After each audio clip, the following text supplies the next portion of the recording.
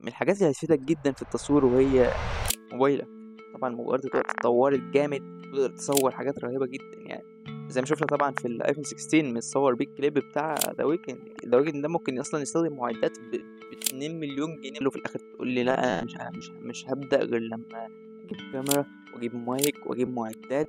أنت مش هتبدأ كده، تبدأ بالحاجة اللي معاك وبعد كده تبقى تشوف هتعمل إيه بعدين.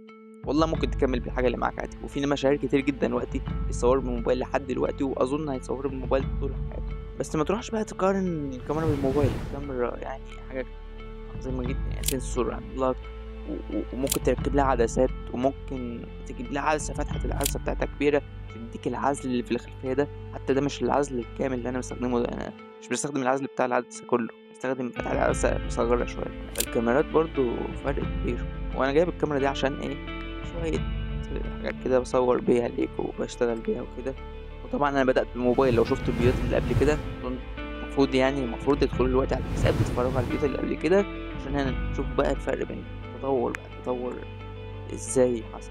وحتى المايك بُص نفس المايك اللي باستخدمه للموبايل باستخدمه هنا أهو، وما فيهوش أي مشاكل معايا، بس قريب هاجيب مايك جديد يعني. بس ده مثال أهو يعني. أقول لكم بقى حاجة، أنا أول موبايل بدأت بيه كان الموبايل ده سامسونج جالاكسي جراند برايم. موبايل طبعًا قديم جدًا، والموبايل ده بدأت بيه كان طبعًا كاميرته وحش جدًا، بس كنت باصوّر بيه وبدأت تصوير بيه الصور، دايمًا باصوّر صور، يعني لسه داخل في موضوع الفيديوهات ده جديد فإيه عايزكم بقى تشجعوني وكده وبتاع. وبعدها جِبت بقى الأيفون 7 بدأت أصوّر بيه، وده جزء من تصويره يعني باصوّر دلوقتي أهو. يعني شوف مثلًا أيفون بقى له داخل 10 سنين أهو بيصوّر حلو، ده اللي كنت باصوّر بيه فيديوهاتي من أقل من سنة، لحد ما جِبت الكاميرا طبعًا وبدأت بقى أصوّر بيها كل حاجة دلوقتي. وفي حاجات برضه باصوّرها على الموبايل، حتى أنا باستخدم الموبايل في التصوير. فالموبايلات اتطوّرت طبعًا الوقتي، فالموبايل بقى فيها دلوقتي إعدادات نفس بتاعة الكاميرا زي الISO والshutter speed والaperture.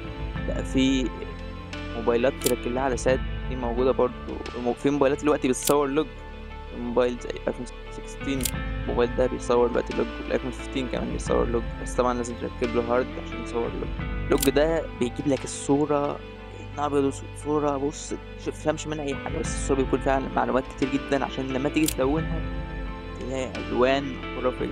فالموبايلات طبعًا اتطوّرت عن زمان جدًا، زمان ما كانش ينفع تعمل الموضوع ده، بس دلوقتي الموبايلات اتطوّرت جدًا فبقت تقدر إنك تصوّر بيها. بس كده ده كان إيه فيديو كده باتكلم عن الموضوع ده. يالّا سلام.